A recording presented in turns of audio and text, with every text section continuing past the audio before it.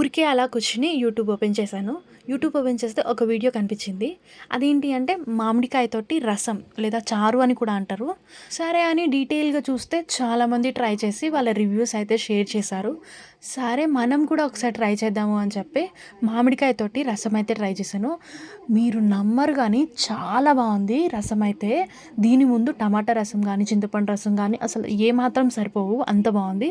మరీ ఓవర్‌గా బిల్డప్ కొడుతున్నాను అనుకోకుండా ఒకసారి మీరు కూడా వీడియో మొత్తం చూసేసి రసాన్నయితే ట్రై చేయండి. నిజంగా చాలా బావుంది.